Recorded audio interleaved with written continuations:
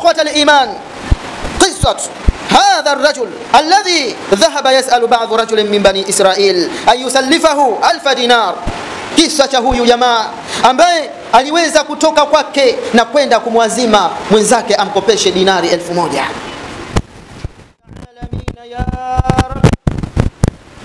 Nahmaduhu wa nasta'inuhu wa nastaghfiruh wa na'udhu billahi min shururi anfusina wa min sayyiati a'malina. Man yahdihillahu fala mudilla lahu. أشهد أنه بلغ الرسالة وأدى الأمانة ونصح الأمة وكشف الله به الغمة وجاهد في الله حق جهاده حتى أتاه اليقين وتركنا على المحجة البيضاء ليلها كنهارها لا يزيغ عنها إلا حالق فصلوات ربي وتسليماته عليه. أما بعد إخوة الإيمان أحباب رسول الله، أوصيكم وإياي بتقوى الله جل جلاله. إذا المرء لم يلبث ثيابا من التقى تقلب عريانا ولو كان كاسيا، وخير لباس المرء طاعة ربه ولا خير في من كان لله عاصيا. Ndugu Islam, kwanza kabisa ninakuhusieni pamoja na kuhusia nafsi yangu kumcha Allah subhanahu wa ta'ala. Tutambue ya kuwa ikiwa mwanadamu hayuko tayari kuvaa vazi la kumcha Allah subhanahu, basi hubadilika kuwa uchi hata kama amevaa mavazi. Nafasi lilokuwa bora ni kumcha Allah subhanahu wa ta'ala, na hakuna khairi kwa yoyote yule ambaye mwenye kumuasi Allah subhanahu wa ta'ala. Ikhwata al-iman, amma mawdhu khutbatina al-yawm عنوانها يقول: قصة الرجل سأل رجل من بني إسرائيل أن يسلفه 1000 دينار. موضوع ya hutuba yetu ya leo, kichwa chake cha habari kinatuambia kisa cha mtu mmoja miongoni mwa watu wa Bani Israil aliyepata kumwazima mwenzake dinari 1000. Fa akhadha khashabatan fanaqaraha wa adkhala fiha 1000 dinar. Akachukua mtu huyu, kijana huyu, dinari 1000 akaziingiza katika ubao ambao ameuchukua na akautoboa, kisha farama biha fil bahri hatta walijat fihi. Akachukua kibao kile na kukiingiza ndani ya bahari, kisha kikawa ni chenye kuzama na ile dinari 1000. إخوة المسلمون، أريد أن نتعلم في هذه القصة المباركة بعض الأمورات. Ndugu zangu, ninataka tujifunze kitu kupitia kisa hiki cha leo kitukufu kabisa juu ya mambo kadhaa. Kwanza kabisa, kumwamini Allah subhanahu wa ta'ala, ukweli wa kumwamini. Jambo la pili, kutegemea kwake Allah subhanahu wa ta'ala na kutawakkal juu yake. Lakini jambo la tatu, Allah subhanahu wa ta'ala yeye awe ndio tosha yako katika maisha yako. Jambo la 4, asbab katika maisha ya miamalat, katika harakati mbalimbali za kimaisha. Lakini jambo lingine, kulazimiana na ukweli. Ikhwatal iman, al-imanu billahi, kumwamini Allah subhanahu wa ta'ala ni namna gani? Vipi kumwamini Allah subhanahu? An ta'taqida anna Allah wahidun la sharika lahu fi tadbiri al-umuri fi ma'ishatika dunyawiyya wa akhirawiyya. Kumwamini Allah subhanahu wa ta'ala, ukweli wa kumwamini, lakini na kuitakid ya kuwa hakika Allah subhanahu ni mmoja, ni wapekee na ni wapweke. Allah subhanahu hana mshirika yeye Allah katika upangiliaji na uendeshaji wa mambo yako katika maisha yako ya kidunia na maisha ya kiakhira. Tosha yako yote iwe kwa Allah subhanahu. Idha da'aka ahadun ila ma yuaddi bihi fi ishraki billahi wa ma'siyatihi faqul kafa billahi kafila wa kafa billahi waliya. Ndipo yoyote yule au kitu chochote kile kitakapokuita au atakapokuita wewe kukupelekea katika yale ambayo yenye kupelekea kumwasi Allah subhana na kumshirikisha Allah subhanahu wa ta'ala, basi sema ya kuwa hakika Allah ndio tosha na msimamizi wa mambo yangu. Asbab, pia kufanya asbab, kwa maana kuwa na chanzo cha kukusababishia wewe kupata chochote katika riziki, kukuingizia wewe riziki zilizokuwa za halali kabisa, kumtegemea Allah subhanahu, kisha mtegemee Allah subhanahu wa ta'ala. Tawakkal ala Allah thumma khudhil asbab, tegemea kwa Allah subhanahu wa ta'ala, tarajia kwake Allah subhanahu wa ta'ala, kisha chukua nafanya asbab. Asbabi ndugu zangu ni kitu cha msingi sana. Kulima, kufanya biashara, kufanya kazi, jambo lolote lile lenye kukupelekea wewe kupata riziki iliyokuwa ya halali kabisa mbele ya Allah subhanahu wa ta'ala, hiyo inaitwa asbab, kisha mwachie Allah subhanahu wa ta'ala. Ndugu Islam, tukiwa ndani ya mwezi mtukufu wa Ramadhani, tunatakiwa tuishi maisha kama haya mara baada tu ya kuisha kwa mwezi wa Ramadhani. Haya niliyoyataja ndio maisha ambayo inatakiwa sisi tuishi nayo mara tu baada ya kuisha mwezi mtukufu wa Ramadhani. As-sidq, ukweli. Alaykum bis-sidq fa inna as-sidqa yahdi ila al-khair. Kujilazimisha au kulazimiana na ukweli, kwani hakika ya ukweli kuongoza katika khairi. Ukweli ni kitu cha msingi sana katika maisha yetu, na siku zote mtu yeyote yule ambaye ni mkweli ametengeneza maisha ya ukweli katika maisha yake, basi mtu huyo bila shaka kabisa yupo katika khairi nyingi sana. Lakini wal amana, na uaminifu, Allah subhanahu anasema ndani ya Qur'ani tukufu, fa inna mina ba'dhukum ba'dha فليؤدي الذي اؤتمن أمانته وليتق الله ربه ولا تكتموا الشهادة ومن يكتمها فإنه آثم قلبه والله بما تعملون خبير. Allah anatuambia fa inna amina ba'dhukum ba'dha, ndipo atakapoaminiwa baadhi yenu kuaminiwa na mwingine. Yoyote yule atakaye aminiwa na mwingine akaaminiwa kisha akapewa amana, imana, falyuaddi alladhi tumina amanatah, basi na atekeleze yule ambaye amekuwa ni mwenye kupewa amana za watu. Walyattaqillaha rabbah, amogope Allah, amche Allah subhanahu wa ta'ala, na asifiche ushahidi.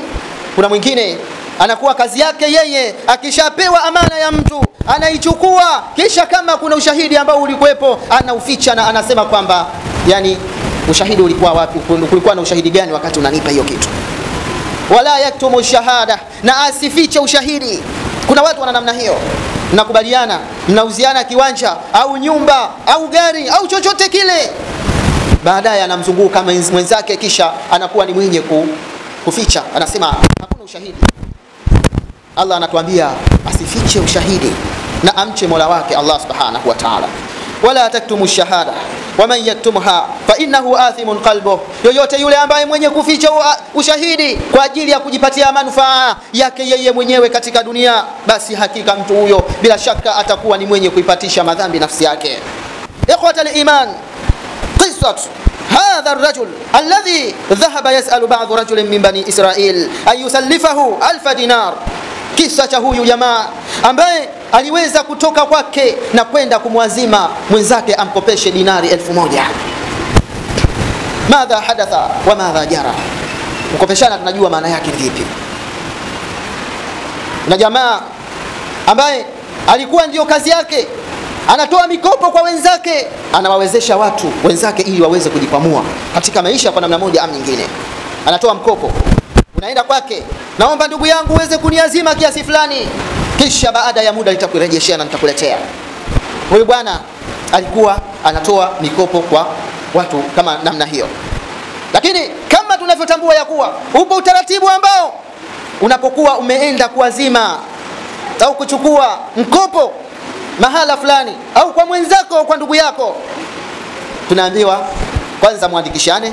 Kuna masala ya ushahidi, atakwambia niletee mashahidi, niletee watu ambao watakao kushuhudia, lakini na wadhamini pia. Tunatambua hivyo. Tunachokusudia hapa ni ile mikopo ya kheri, sio mikopo ya riba. Na hii ni amri yake Allah aliposema ndani ya Qur'ani tukufu katika surati Bakara, aya ndefu kabisa, jambo hili la kuandikishana pale ambapo mnapopeana ima kukopeshana au kuazimana, kukopeshana. Sasa katika masala ya miamala kama hii, Allah anatueleza kuandikishana na mashahidi. Jamaa alikuwa ni mkopeshaji, alikuwa akiwakopesha wenzake, na jambo hili ni jambo ambalo katika Uislamu atakapokuwa amejitokeza mtu wa namna kama hii, yeye anakuwa ni mwenye kuwawezesha Waislamu wenzake ili wajikwamue katika maisha. Bila shaka jambo hilo ni jambo ambalo ni lenye kupendeza sana mbele ya Allah Subhanahu wa Ta'ala. Sasa ukifika kwake anakuambia lete mashahidi, lete wadhamini, kisha ndipo anakuwezesha kukupa huo mkopo, unaenda kufanya kazi zako, kisha baada ya kufanikiwa na unamrejeshea kiasi chake kile ambacho ameweza kukuazima na kukupa. Sasa jamaa, kwanza kabisa kisa hiki ni kisa gani? Qissatu asaha afdalul khalaiqi sayyiduna Muhammad ibn Abdullah sallallahu alayhi wasallam fi hadithi sahihin sarihin kashamsi fi rabi'ati nahar. Ni hadithi, kisa hiki ni kisa ambacho mtume wetu Muhammad sallallahu alayhi wasallam yeye ndiye ambaye ameweza kukielezea na kutuhadithia kisa hiki. Ni kisa ambacho ni hadithi kwanza iliyokuwa sahihi kabisa, ni hadithi ambayo isiyokuwa na mushkeli wala isiyokuwa dhaifu. Ni hadithi ambayo hadathaha Abu Huraira, hadithi aliyosimulia Abu Huraira.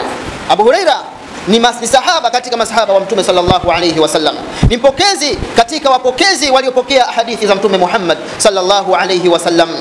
Ni sahaba ambaye amepokea hadithi nyingi sana. Abu Huraira alikuwa akiitwa Abdu Shams kabla ya kusilimu, kwa sababu alikuwa akiabudia jua na mambo mengine yasiyokuwa Allah. Baada ya kusilimu tu Allah mtume sallallahu alayhi wasallam akampa jina, akamuita Abdurrahman. Alikuwa akiitwa Abdurrahman ad-Dawsi al-Yaman, alikuwa ni mtu wa Yemeni Abu Huraira. Baada ya kusikia ujumbe wa mtume sallallahu alayhi wasallama alipata kusilimu huyu mwamba. Kisha baada ya kusilimu tu mtume sallallahu alayhi wasallam hapo akambadilisha jina, akamwambia kuanzia sasa wewe sio mja wa jua tena, ni mja wa Rahman. Ndipo akamuita Abdurrahman Abu Huraira. Kisha baada ya hapo akaja kuitwa Abu Huraira, jina kama la laqab ambalo amepandikizwa kwa sababu alikuwa anapenda sana kuishi na kukaa na mapaka. Kisa lakini pia ni hadithi ambayo amepata kuipokea al-Imamu Muslim, lakini amepokea pia al-Imamu Ahmad katika Musnad, ukurasa nambari 16, juzuu ya 16 ukurasa nambari 241. Anna Nabii sallallahu alayhi wasallam, kwamba mtume sallallahu alayhi wasallam annahu dhakara rajulan min bani Israil, alielezea, alisimulia habari ya moja katika bani Israil, mtu mmoja katika bani Israil. Saala baadhi bani Israil ayusallifahu 1000 dinar, alipata mtu huyu kwenda kwa moja katika bani Israili, yani mtu mmoja katika mwenzake, kwenda kumuomba aweze kumkopesha yeye dinari 1000. Dinari 1000 ni pesa nyingi sana, inaweza ikawa zaidi ya milioni. Akaenda kumuomba aweze kumkopesha.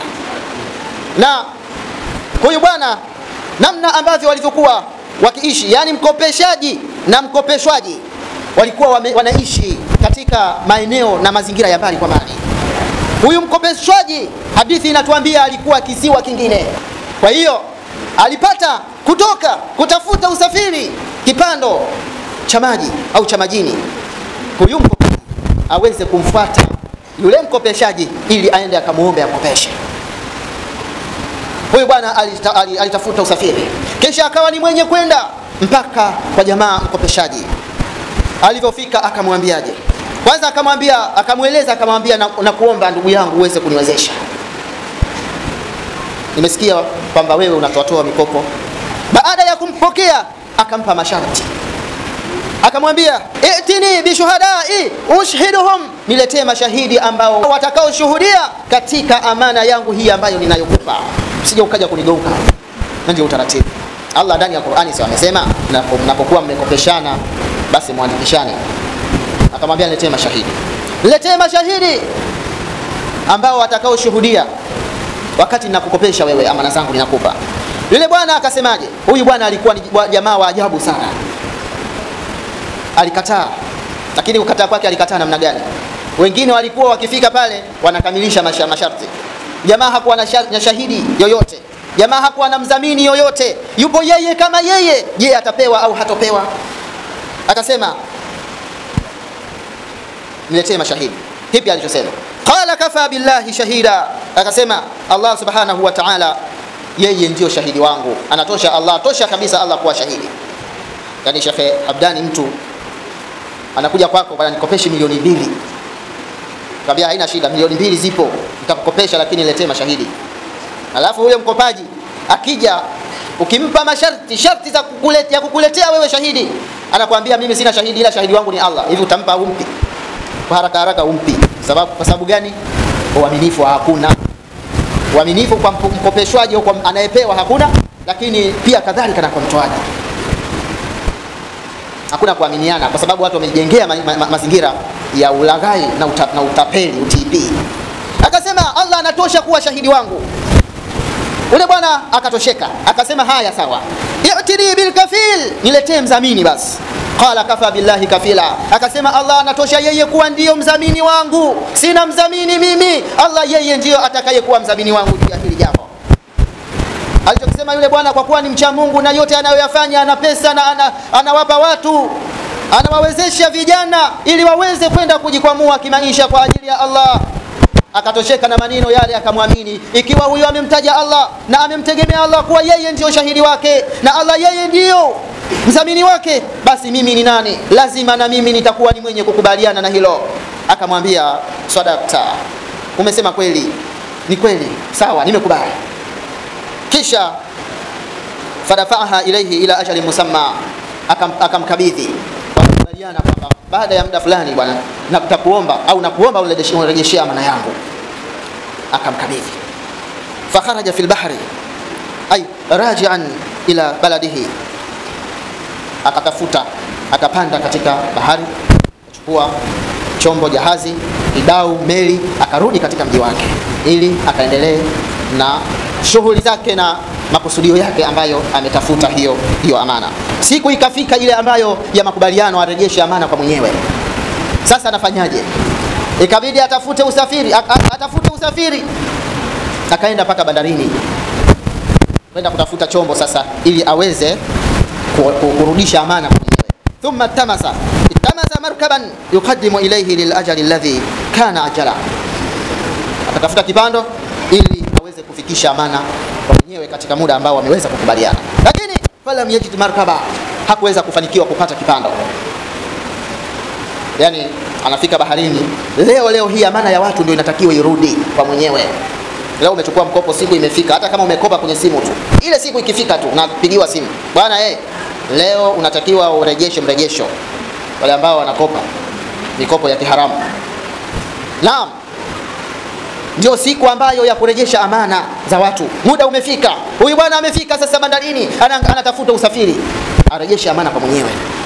Allah alileta mtihani mkubwa sana. Na kisa hiki Allah alikuwa na makusudio makubwa sana. Tujifunze kitu katika hili. Alipofika bandarini, anatafuta chombo, hakuna chombo, hakuna usafiri, mawingu ni mengi, kuna mawimbi, vyombo haviendi. Itafanyaje? Alipiga bizi? La. Alikata tamaa, akasema basi bwana, liwalo na liwe, mimi narudi na hii amana, imeshindikana nitapeleka siku nyingine. Alifanya hivyo? La. Nitafanyaje? Amefika pale, kila akitizama haelewi, kila akiangalia haelewi, ninafanyaje na amana ya mwenyewe inahitajika, na yule mwenye amana anasubiria amana yake leo inakuja. Allahu akbar. Huyu bwana akapata plani B, na kuna plani A na B.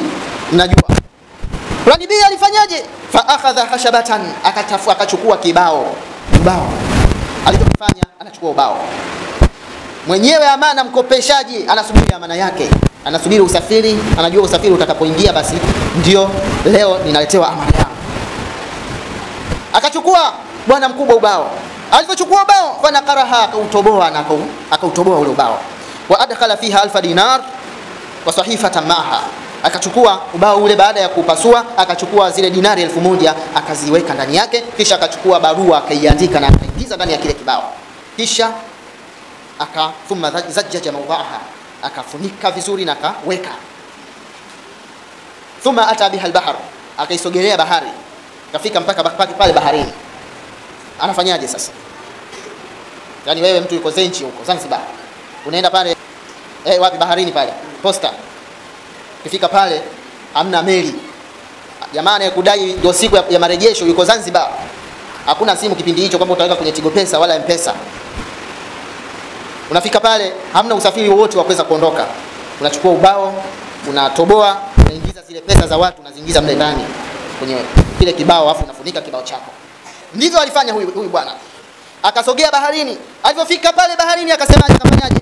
Qala, kisha akasema, akanyanyua mikono miwili mbele kwa Allah subhanahu wa ta'ala, kisha akanyanyua macho yake akayaelekeza kwa Allah subhanahu wa ta'ala, akasema, Allahumma innaka qad alimta anni qad aslaftu min fulani 1000 dinar.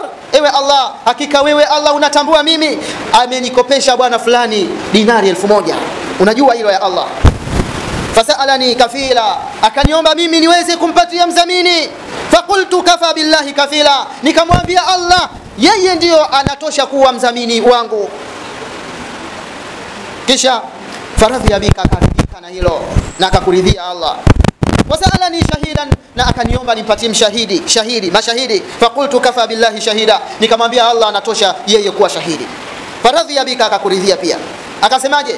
Anamwambia Allah, wa inni qad jahitu an ajida markaban abhathu ilayhi billadhi alayhi lahu falam ajid markaba. Nimefanya jitihada zangu zote kutafuta usafiri mimi, na unashuhudia ya Rabb kwamba imeshindikana kupata usafiri. Hakuna usafiri, hali ya hewa imekuwa chafu. Unashuhudia ya Rabb jitihada zangu zote nilizozifanya. Sasa ninarudi tu ya Rabb nikazikungute, narudi nikazile hizi hela siku nyingine tena. Leo tunaingia mitini, Sheikh kakukopesha hela, tunaswali wote msikitini, tunashangaa mwenzetu hakukuoni msikitini. Kumbe ndugu yako amekukopesha, muda wa kurejesha umefika, umemtipia. Yaani umemtapeli, ukimwona yule unaingia mitini, hata msikiti unabadilisha njia. Wenzetu hawako hivyo. Angalia, anamuomba Allah, ya Rabbi, umeona ya Rabbi dhamini wangu akakuridhia yule bwana, basi nakukabidhi ya Allah huu mzigo, hii amana ya watu iweze kufika kwa mwenyewe. Farama biha fil bahr, kisha baada ya hapo akaitupa ile kibao katika bahari. Hata walijat fihi, mpaka ule ubao ukawa ni wenye kuzama katika bahari. Ni kipi kilichotokea na ni yapi yaliyojiri? Ni kipi kilichoendelea? Je, ilikuwa kwa vipi?